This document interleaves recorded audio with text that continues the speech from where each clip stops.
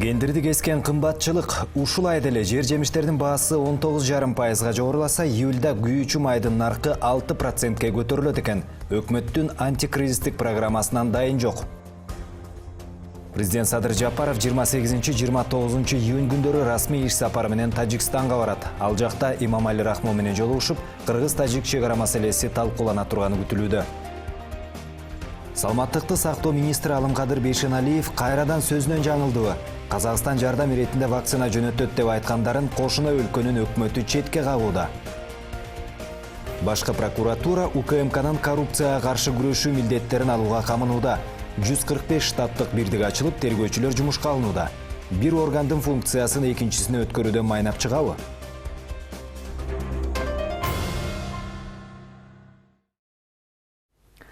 Саламатсыздарбы? НТС телеканалында жаңылыктардын толукталган чыгарылышы, студияда Мирзат Муканов кызмат кылам. Кыргызстанды кымбатчылык каптады. Ушулай ичинде эле сабизге, картошкөгө, өрүккө жана алмага болгон баа кескин көтөрүлгөн. Улуттук статистика берген маалыматка таянсак, бышыкчылыкка карабай май айына салыштырмалуу өлкөдө жер жемиштердин наркы дээрлик 19,5%га жогорулап кеткен. Көп товарлардын ичинен мунай затынын баасы да өтө тездик менен өсүүдө. Июлда күйүүчү май дагы 4-6%га кымбаттайт экен. Бул тууралуу Кыргызстандын нефтетрейдерлер ассоциациясынан билдиришти. Өлкөнү азыркы каатчылыктан чыгаруунун жолдору кандай? Депутаттар министрлер кабинети бүгүнкүгө чейин антикризистик программасын сунуштай элек деп сындашууда. Теманы Рахат Жаныбекова улантат.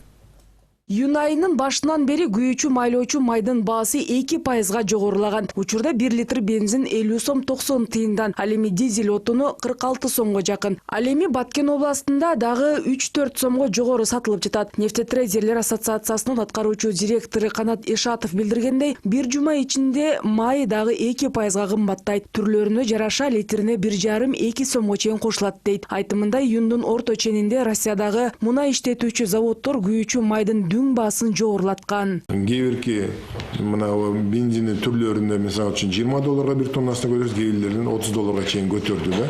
Ошондуктан аягына чейин дагы 1-2%га жогорулашы мүмкүн деп атабыз да. Сом менен айтканда 1,5 сом 2 сомго чейин кээ-бирки түрлөрүнө жараша көбөйүшү мүмкүн. Күйүүчү майга болгон баа жазгы талаа иштери кызыганда өсө баштаган. Марттын башында бензин 39-40 сомдон сатылып жаткан эле. Андан бери 11 сомго жогорулады. Кыргызстандыктар бир жылда 1,2 миллион тонна күйүүчү май керектейт. 1 миллионго жакыны Россиядан алынып келинсе, 200,000 тоннасы ата мекендик өндүрүүчүлөрдөн алынат. Адистер бул жаатта эч кандай тартыштык болбойт деп ишендиришүүдө. Күйүүчү майдын кымбаттаганы башка тармактарга да таасирин тийгизет. Айрыкча азык-түлүктөргө болгон баалардын өскөнү байкалат. Улуттук статистикалык комитетинин маалыматына таянсак, Кыргызстанда июнда азык-түлүктүн баасы май айына салыштырмалуу 19,5%га кымбаттады. Бишкекте 23%га өстү. Бышыкчылык мезгил экенине карабай, мөмө жемиштердин баасы 6,4%га жогорулады. Сабиз 58%, картошка 36% кымбаттады. Сабиздин 1 килограммынын баасы азырынча 100 сомдон улдей түшелек. Мурда ушул маалда 1 килограмм сабиз 20-30 сомдон сатылчу. Азыр болсо жаңы чыккан сабиздердин ушул турушу эле 50 сомго бааланып жатат. Сатуучулардын айтымында сабиздин кымбат болуп жатканына дагы кардарлар азайып, алар келсе дагы 1-2 даналап гана алып жатканын айтышууда. 23 жылдан бери базарда жашылча жемиш саткан Улкан Муралиева баалардын өскөнү сооданы солгундатканын айтат. Мындан улам алып келген жашылчалары товардык көрүнүшүн жоготуп, соолуп калган учурлар болууда. Элде акча жок, товар кымбат. Арзан болсо бизге да жакшы көп сатабыз. Биз мисалы үчүн азыр 10 кило 20 килограмм морковка алып келип мына 4 күнөн бери отурабыз. Понедельник, санден болду, вторник алып келгенбиз мына. Ушундан бери отурабыз. Элдер штуктап алып атат да, штуктап анча-мынча. Кыйын эле болуп атат. Эми биз Кудайыма шүгүр мына калган каткан сынык-пыныктарды алып барып тамак кылып жеп атабыз. А мына зарплатага жашагандар билбейм. Даже 100 сом деп айткандан өзүбүз уялып атабыз. Баалардын жогорулаганы айрыкча аз камсыздалган үй бүлөлөрдү азапка салууда. 4 баланын ненеси Мерим Исраилова пандемия башталгандан бери эле кыйналып келет. Үйүндө ден соолугунан мүмкүнчүлүгү чектелген экинчи топтогу майып эки эжеси бар. Алар психикалык жактан жабыркап, талмасы бар болгондуктан алган пенсиялары өздөрүнөн, анан батирдин ижара акысынан артпайт экен. Буга чейин аларга жакшы эле каралашып келишкенин айтат. Пандемиядан улам баары кымбаттаганда тамак ашка каражат таппай калган. Бардыгынан дагы продукты кымбаттаганы кыйын болуп атат да. Алгандары 3300 сом пенсия. Анын 5000 квартирага төлөп койгондон кийин ар жакта 1,5 сомдо калат дагы. Ага бир тикеден 10 килограмм ун, 1 килограмм кумшекер, 1 литр май, 2 литр рожки, 1 килограмм күрүч алганда эле, 1 кило пияз алганда эле жок болот. Эттин кымбаттаганы болгондуктан этти такыр деле көрбөй калышты. Анан биз деле бир туугандар чогулуп бир тикеден жардам кылып продуктусын алып беребиз. Анан кийин баары бир деле ар бирибиздин балдарыбыз бар, өзүбүздүн 3төн 4төн 5тен балдарыбыз бар болгондуктан колдон келишинче жакшы жардам бере албай калып атабыз да.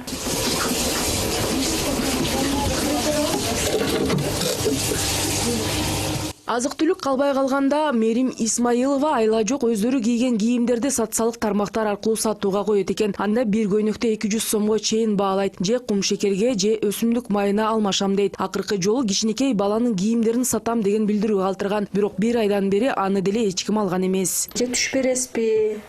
Например, же дарам бир нерсе бере аласызбы деп да сурашат. Бекер бере аласызбы? Мен аябай ушул нерсеге муктаж болот эле депчи. Коляска барбы балага, же бут кийим барбы деп да сураган адамдар бар да. 150 сом, 200 сом болот да бир көйнөк. Ага болсо эмне келет? 150 сом болсо 1 литр майга даже жетпейт. 200 сом болсо 2 килограмм сахар келет. Бирөөлөр баяны бергенин макарон, кетлап, май, варенье алып келип берген. Аябай ыраазы болуп андагы жептиккө түштү. Продуктыга муктаж да булар. Анан могу бала бакчага берип калса жакшы болмок. Өткөн жумада жогорку кеңеш министрлер кабинетинин баалардын көтөрүлүшүнө каатчылыкка каршы иш-чаралары тууралуу маалыматын уккан. Анда бир катар депутаттар министрлер кабинетинин турагасы Улукбек Мариповду айыптап, аны кызматтан кетириш керек деп чыгышкан. Эл өкүлү Наталья Никитенко өкмөткө кайрылып, өлкөдөгү экономикалык көйгөйлөрдү чечүүгө чакырган. Кургакчылык болуп жаткандыгын, туристтик мезгил чет элдик саякатчылары жоготөрүн жана чектөөлөрдүн шартында калктын негизги бөлүгү жакырлардын категориясына кирээрин эске салды.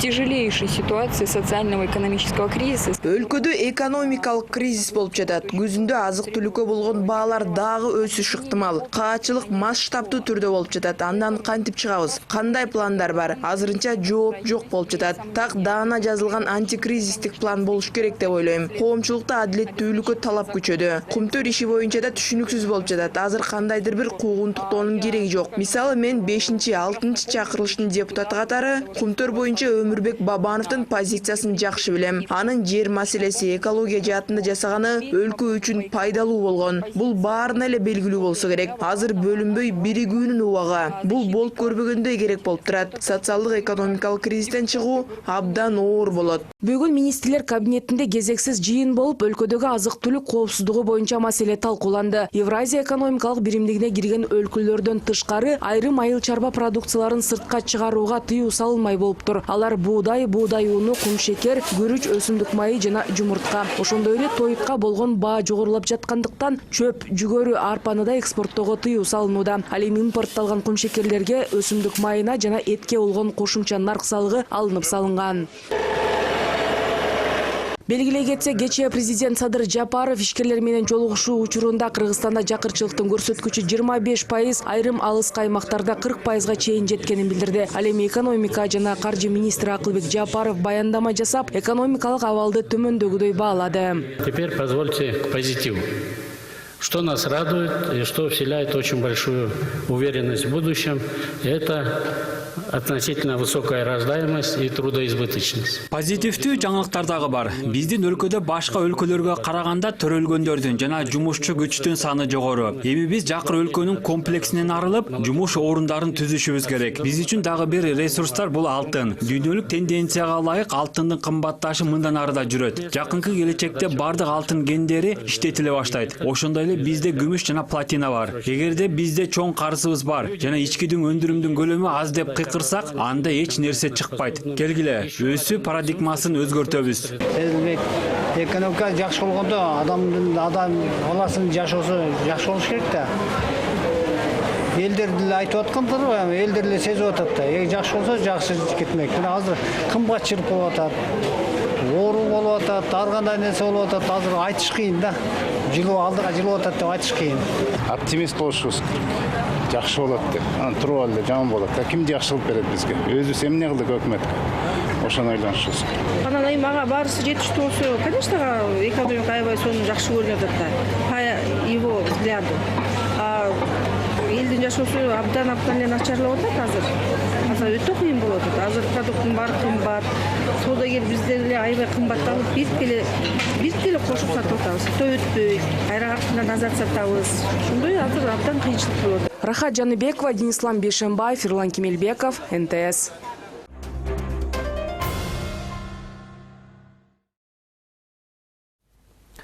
Садыр Жапаров 27-28 июнь күндөрү Түркменистанга расмий сапар менен барат.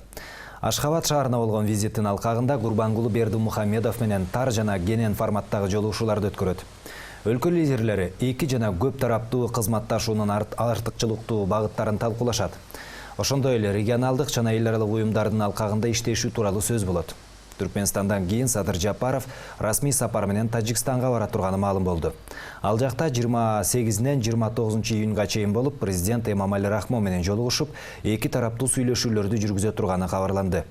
Албетте, чек ара байланыштуу маселе да талкууланат. Белгилей кетсек, бул сапар Кыргыз-Тажик чек арасындагы куралдуу жаңжалдан кийин эки өлкө президенттеринин биринчи жолугушуусу болот. 2 ай мурда кырдаал курчуп турган маалда Садыр Жапаров менен Эмомали Рахмон эки ирет телефондон сүйлөшүп, тараптар Душанбе шаарына жолугушуу өткөрүүнү макулдашкан. 11 өлкөнүн жаңы элчилери президент Садыр Жапаровга ишеним грамоталарын тапшырышты. Алар Франция, Корея, Дания, Литва, Нидерландтар, Кипр, Хорватия, Финляндия, Сауд Аравия, Бириккен Араб Эмирлиги жана Бангладеш эл республикасынан келген дипломаттар. Ишеним грамоталарды кабыл алуу аземи аларча резиденциясында өткөрүлүп, анда Садыр Жапаров аталган мамлекеттер менен эки тараптуу мамилени өнүктүрүү керектигин белгилеп, инвестиция тартуу боюнча маселеге өзгөчө токтолду. Жаңыдан жумушка кирип жаткан элчилер дагы келечектеги пландар менен бөлүштү. Кененирээк Дүйшөн Шаршенбеков айтып берет.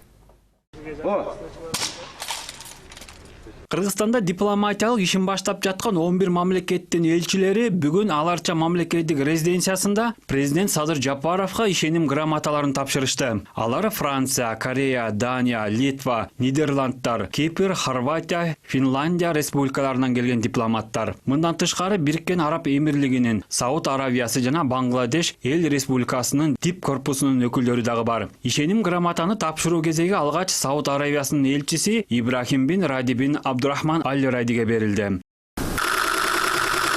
Кыргызстанда дипломатиялык миссиясы башталып жаткандардын дагы бири Корея Республикасынын элчиси Ли Вонче. Ал биздин өлкөнү залкар жазуучу Чыңгыз Айтматовдун Кылым карытар бир күн чыгармасы аркылуу тааныйт. Бирок Кыргызстанга биринчи жолу келип жатканын айтууда. Белгилей кетсек, быйыл эки өлкөнүн дипломатиялык кызматташтыгынын башталганына туура 30 жыл болду. Урматтуу президент менен бардык тармактар боюнча кызматташтык тууралуу пикир алышуу болду. Ошондой эле аймактар аралык карым-катмаш, туризм, билим берүү жаатында эки тараптуу алаканы кеңейтүү жана бекемдөө боюнча дагы сүйлөштүк. Кыргыз-Корея кызматташтыгынын 30 жылдыгынын урматына кыргыз тарап менен бирге бир топ долбоорлорду иштеп чыгып, ишке ашырабыз деп ойлойм. Ал эми Хорватия менен Кыргызстандын ортосундагы алаканы мындан ары Рефик Шабанович жүргүзөт. Ал биздин өлкө тууралуу билчү эмес. Качан гана элчи болуп дайындалган соң ачык булактар аркылуу маалымат топтой баштаган. Кыргызстанга 3 күн мурда келип, бул убакытта өлкөнү кыдырып, эл менен баарлашып, кооз жерлерин келишимдерин көрүп келгенге жетишкен. Бул жактагы тоолордон жана бактарактуу капчыгайлардан таасирленген элчи эми Хорватиядан инвесторлорду чакырып, ири долбоорлорду ишке ашырууга белсенүүдө. Биз биринчи кезекте Кыргызстан менен биргеликте спортко байланышкан ири долбоорлорду ишке ашырууну көздөп жатабыз. Сиздер билесиздер, биздин өлкөдө эң күчтүү футбол командалары абдан көп. Ошондон улам Кыргызстанда 8 жаштан 15 жашка чейинки балдар билим ала турган футбол академиясын ачалы деген ойлорубуз бар. Ошондой эле быйыл ноябрь айларында бул жакта Хорватия Кыргыз бизнес форумун өткөрүүнү көздөдөбүз. Ага Хорватиядан ишкерлер дагы катышат. Ишеним грамота тапшыруу аземине келген элчилердин костюм шымдары окшош болгону менен галстуктары ар башка түстө. Болгону араб мамлекеттеринен дайындалган элчилер улуттук кийимдери менен келишкен. Биз президент мырза менен мындан ары эки тараптуу кызматташтыкты өнүктүрүү боюнча ой пикир менен алмаштык. Кудай буюрса, соода экономикалык жаатында туристтерди бул жака алып келүү, ошондой эле инвестицияларды Эмираттардан тартып келүү боюнча сөздөр болду. Ушул жаатта иштейбиз. Ошондой эле авиа каттамдарды көбөйтүү боюнча да иш алып барабыз. Азыр Эмираттардагы ишкерлер Кыргызстан тууралуу маалыматты күтүп жатышат. Биз бул жактагы шарттар боюнча аларга айтып беребиз. Алар Кыргызстанга келип, өз көздөрү менен көрүшүп, анан чечим кабыл алышат. Мисал катары айтсак, бизде Ислам банкын ачканга кызыккандар бар. Азыр сүйлөшүп жатабыз. Жаңы дайындалган элчилердин ишеним грамотасын кабыл алган президент Садыр Жапаров аларды дипломатиялык миссиясынын башталышы менен куттуктады. Аларга көздөгөн максаттарын ишке ашырууда ийгиликтерди каалап, Кыргызстанга инвестиция тартууга чакырды. Дипломатиялык ишин баштаган элчилердин айрымдары дипломатиялык резиденциясына кете башташат. Бүгүн ишеним грамотасын тапшырган 11 элчинин 4-өө Нур-Султанга, дагы 4-өө Ташкент менен Москвага сапар тартышат. Ал эми Сауд Арабия корольдугу, Франция жана Кореянын элчиликтери Кыргызстанда бар болгондуктан алар Бишкекте эле калышат. Дүйшөн Шаршембеков, Владимир Кулбалдыев, НТС. Жогорку кеңештин мурдагы депутаты экс-министр Айтыш коомдук фондунун негиздөөчүсү Садык Шернияз Кыргызстандын Франциядагы атайын жана толук ыйгарымдуу элчиси болуп дайындалды. Тийиштүү жарлыкка өлкө башчысы Садыр Жапаров кол койгон. Бул кызматтан тышкары Садык Шернияз ЮНЕСКОдагы Кыргызстандын туруктуу өкүлү кызматында аркалай турган болду. Ал эми Кайрат Осмоналиев Кыргызстандын Азербайжандагы элчиси болуп дайындалды. Юридика илимдеринин доктору 2016 жылдан бери Борбордук шайлоо комиссиясынын мүчөсү болуп иштеп келгени белгилүү. Башкы прокуратурада кошумча 145 кызматтык бирдик ачылып, тергөөчүлөр ишке алынууда. Алар башкы көзөмөл органына жоюлуу алдында турган коррупцияга каршы күрөшүү кызматынын функциялары өткөрүлүп берилгенден кийин ишке киришет. Ошондой эле прокуратурада тергөө комитетин түзүү пландалууда. Кечээ президент Садыр Жапаров УКМКнын алдындагы коррупцияга каршы кызматы жоюларын билдирген. Учурда эксперттер 10 жылдан бери иштеген бул органдан кандай зыян, кандай пайда болгонун талдашууда. Кененирээк кийинки сюжетте. Түздөн түз функциясын аткарууда эффективдүү эмес жана өзүн өзү актаган жок. Быйыл март айында дал ушундай негиз менен финансы полициясы жоюлган болчу. Анда ал мекеме ишкерлерди коркутуп, үркүтүп, өлкө бюджетинин бир бөлүгүн түзгөн бизнес чөйрөсүнө тиш кайрап, негизсиз текшерүүлөрдү күчөтүп, бизнестин жонунан кайыштырып жибергени белгиленген. Бүгүнкү күнү дал ушундай эле кине менен улуттук коопсуздук боюнча мамлекеттик комитетинин алдындагы коррупцияга каршы күрөшүү кызматы жоюлганы турат. Бул тууралуу кечээ президент Садыр Жапаров ишкерлер менен жолугушуп жатып билдирди. Айтымында бул аракет ишкерчиликти колдоодогу чечкиндүү кадамдардын бири.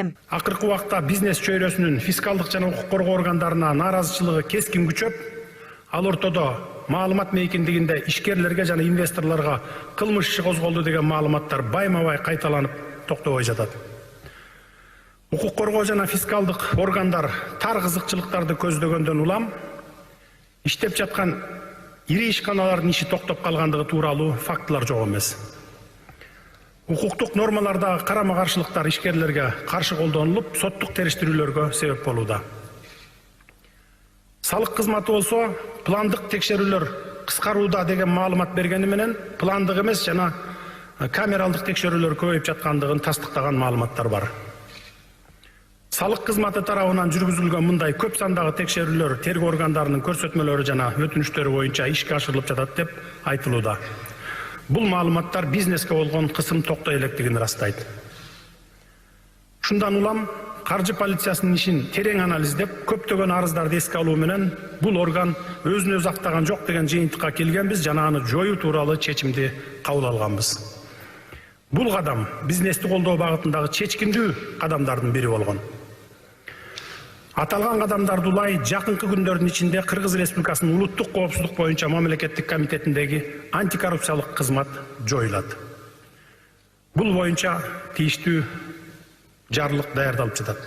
Туура 10 жыл иштеген коррупцияга каршы күрөшүү кызматын жоюу канча убакытка созулат азырынча белгисиз. Бул жаатта атайын түзүлгөн топ иш алып барат. Бирок Финполициясынын тажрыйбасын эске алганда тиешелүү иштер 1-2 айдын ичинде толук жыйынтыкталат. Ал эми анда тергөөдө жаткан иштердин баары инвентаризациядан өтүп, багыттарына жараша Ички иштер министрлигине, башкы прокуратурага жана УКМКнын өзүнө өткөрүлүп берилет. Бирок коррупцияга каршы күрөшүү кызматынын негизги функциясы башкы көзөмөл органына өтөрү белгилүү болду. Буга чейин экономикалык кылмыштарга каршы күрөшүү кызматынын вазифасы да аталган мекемеге берилип, анда ишкерлердин укуктарын коргоо башкармалыгы түзүлүп иштей баштаган болчу. Ал эми жоюлуу алдында турган кызматтын милдетин башкы прокуратуранын коррупциялык көрүнүштөрдү көзөмөлдөө башкармалыгы өткөрүп алат экен. Мекемеде жумуш көбөйгөндүктөн министрлер кабинетинин атайын буйругу менен 145 кызматтык бирдек ачылыптыр. Учурда ал жакта прокурорлор ишке алынып жатканы белгилүү болду. Башкы прокуратуранын кызматкерлеринин айтымында негизги көзөмөл органында тергөө департаментин түзүү пландалууда. Бул учурда бардык тергөө иши бир органга өтүшү ыктымал. Экспертной рабочей группой. Бүгүнкү күндө УКМКнын коррупцияга каршы кызматында бир топ иштер бар. Алардын баарын инвентаризация кылып, тиешелүү мекемелердин тергөө башкармалыктарына өткөрүп берүү кажет. Бул дагы бир топ убакытты талап кылат. Анын үстүнө аталган кызматты жоюу боюнча азырынча расмий жарлык чыга элек. Андан кийин гана батыл аракеттер башталат деп турабыз. Жоюлуу алдында турган кызматтын иш аракеттерин башкы прокуратуранын коррупциялык көрүнүштөрдү көзөмөлдөө башкармалыгы өткөрүп алат. Учурда башкы прокуратурадагы кошумча кызматтык орундарга өлкө боюнча мурдагы финансы полициясында иштегендер, тергөөчүлөр, прокурорлук кызматка тартылып жатышат. Кодекстерге өзгөртүү киргизүүдө да биз бардык оош, кыйыш, кырдаалды эске алдык. Ошондой эле ишкерлер чөйрөсүнөн да бир топ сунуш пикирлер түшкөн. Алардын дээрлик 80%-ын камтыдык десек дагы жаңылышпайм. Көп ишкерлерге жактоочу болгон Эркин Саадамбеков дагы УКМКнын алдындагы коррупцияга каршы күрөш кызматынын жоюлуп жатканын колдоорун айтат. Бизнес чөйрөсүндө жүргөн анын кардарлары дал ушул мекеменин негизсиз айыптоолоруна, кысымына туш болгон учурлар арбын экен. Буга чейин болгон коопсуздук кеңешинин отурумунда да бизнесмендер Финполициясы коррупцияга каршы күрөшүү жана салык кызматтарынын негизсиз текшерүү жана айыптоолорунун кесепетинен улам айрым ишкерлер Казакстан, Өзбекстан, Россияга чыгып кетип жатканын билдиришкен болчу. Мы знаем о том, что было. Илгертеден улуттук коопсуздук кызматтары тыңчылыкты, мамлекеттик сырларды саткандарды, ташыгандарды аныктоо менен алектенип келчү да. Анан анын курамынан коррупцияга каршы кызматын ачуу бир топ олдоксон иш болуп калган. Себеби бир топ учурларда ал саясий куралга айланганына да күбө болдук. Бийлик башында тургандар жакпай калган атаандаштарын, айрым саясатчыларды дал ушул мекеме менен кысып койгон көрүнүштөр арбын. Ананда коррупцияга каршы күрөш деген негиз менен бизнес чөйрөсүн аябай жүдөтүп жиберди. Бул жаатта бир топ нааразычылыктар байма-бай айтылып келди. Эми булар тиешелүү жактарга жетип, жоюлуп жатканы туура көрүнүш. Эң негизгиси эми функцияларын туура өткөрүп берүү зарыл. Эң негизгиси коррупция менен күрөшүү вазифасын Ички иштер министрлигине өткөрүп бербеш керек. Себеби анда паракорлук менен күрөш болбой эле башаламан болуп кетет. Ошол эле убакта убагында коррупцияга каршы күрөшүү кызматы мыйзамсыз түзүлүп калганын айткандар да болгон. Себеби 2011-жылкы баш мыйзамга ылайык ошол убактагы президент Алмазбек Атамбаевдин тиешелүү мекемени түзүүгө ыйгарым укугу жок болчу. Бирок ал убакта бул эске деле алынган эмес. Эми болор иш болгондон кийин бул орган канчалык натыйжалуу болду деген тыянак чыгаруу зарыл дешет адистер. Айтымдарында башта аткаминерлердин мал мүлкүн декларация менен каттоо, офшорлордогу акчалардын таап чыгуу сымал катуу билдирүүлөр болгону менен убакыттын өтүшү менен анын баары камыр жумур белгисиз болуп кетти. Анан да сот системасын реформалап, тармакты алкымы чоң, көз каранды фемид өкүлдөрүнөн тазаламайынча коррупцияга каршы күрөшүү жаатында 5 кызмат ачса да пайда жок дешет саясат талдоочулар. Бул коррупция менен күрөш эмес. Коррумпированный чиновниктерди отургуза бергенде бул без конца можно сажать их. Анын ордуна жаңы чиновник келет, ал ошол схемага эле отурат. Ошол эле алып келет, ошол эле алат, ала эле тигил келе соолугунан түшүп келип калган. Мен тиги крышам бар, мен буга берем, ошол мени куткарып коет. Потом бул жерде мындай да, негизи ишенгендери сот системасына ишенет. Бизде сот бийлиги көз карандыс эмес, көз каранды баланчаны актап кой десе актап коет, баланчанын ишин кыскартып койгула десе кыскартып коет. Көп эле мына азыр карагыла, мурунку иштердин баары бузулуп атат. Эмне үчүн буга иш козгодуң эле деп канча соттолду. Эч ким алар билет, соттобойт аларды. Ошон үчүн бул жерде коррупцияга ушул коррупция судебный системанын ичинде да. Бир канча сот, бир-эки эле сот кармалды кокусунан. А так вся система коррумпированная. Күчкү структуралары, бардыгы эле күч органдары, вот ошолор менен жанагы антикоррупционный служба заниматься этиш керек эле. Бирок бул основно эмне болуп атат? Кийинки кездерде бизнесмендер менен ушуларда акча бар, ушуларды караш керек, ушулардын акчаны отургузуш керек деп эле көбүнчө ушул жак болуп атат. Бул жерде должна быть, бул жерде болуш керек, системный күрөш керек коррупция менен. Коррумпированный чиновникте отургандан пайда чыкпайт. Эске салса, коррупцияга каршы күрөшүү кызматы былтыр да 2 күнгө жоюлган болчу. Анда мурдагы президент Сооронбай Жээнбеков кызматтан кетер алдында тактап айтканда 14 октябрда өзүнүн акыркы жарлыгы менен коррупцияга каршы күрөшүү кызматын жойгон. 2 күндөн кийин ошол убакта президенттин милдетин аткарып жаткан Садыр Жапаров Сооронбай Жээнбековдун бул жарлыгын жокко чыгарган. Нурзада Сыдыкбекова, Акмарал Сабаттар, Диас Сакимбаев, НТС.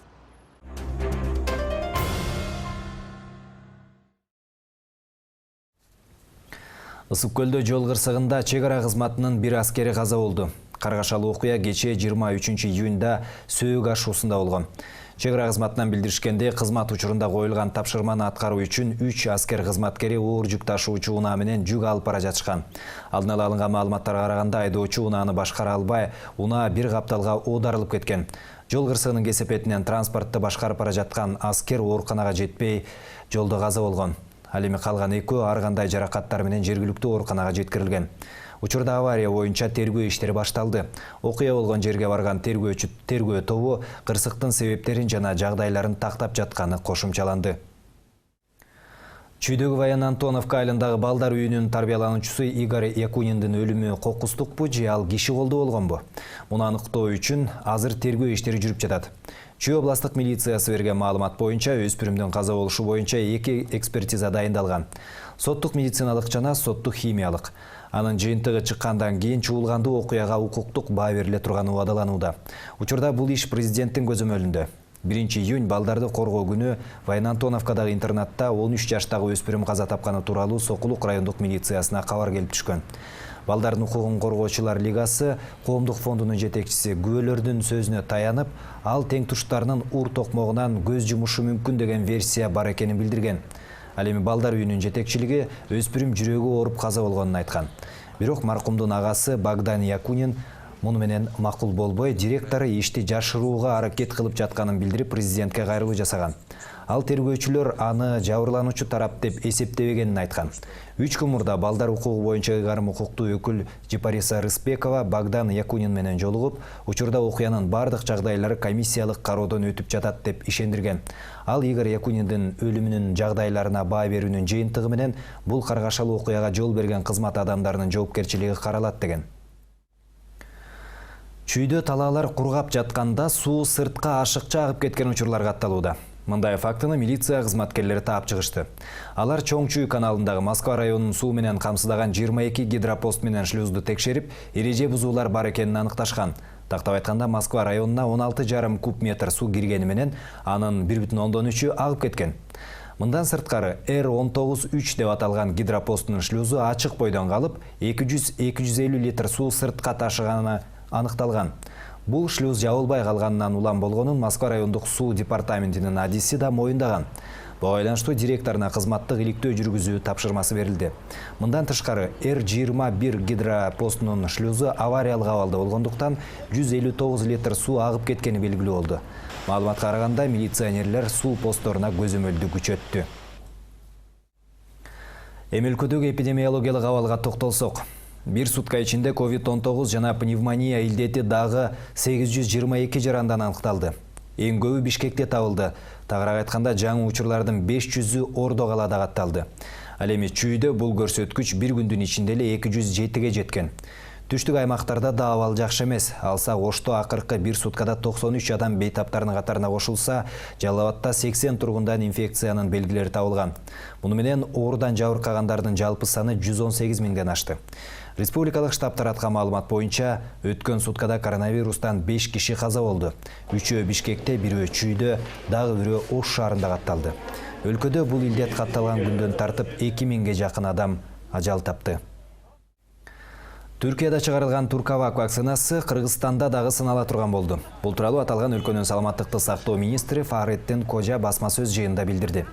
Препаратты сыноонун 3-чү фазасы Кыргызстандан тышкары Венгрияда жана Азербайжанда да жүргүзүлөт экен. Ага 41 миңге жакын ыктыярчы катышат. Түркиянын РЖС университети жана саламаттыкты сактоо министрлиги тарабынан иштелип чыккан Туркавак вакцинасынын изилдөөдөгү 3-чү фазасынын 1-чи дозасы 2 күн мурда сынала баштаган. Учурда аталган өлкөдө Pfizer жана Sinovac вакциналары сайылууда. 22 июнга карата 83 миллион калктын 15 миллионго жакыны эмдөөнүн 2-чи дозасын алган. Кыргызстанда болсо бул кампания өтө жай жүрүп жатат. 6 миллионго жакын калкы бар өлкөнүн 100 миңге жакын жараны гана ийне сайдырган. Буга чейин атка минерлер вакцина менен камсыздоодо маселе жаралбайт деп убадалаганы менен эмдөө иштери препараттын жоктугунан үзгүлтүккө учураган. Ал эми кечээ саламаттыкты сактоо министри Алымкадыр Бейшеналиев жакын арада Казакстандан жардам иретинде вакцина келе турганын билдирген эле. Бирок кошуна өлкөнүн вице-премьер-министри Эрали Тугжанов бул маалыматты четке кагып, алгач казакстандыктар эмдөөдөн өткөндөн кийин гана башка мамлекеттерге вакцина берүү маселеси карала турганын айтып чыкты.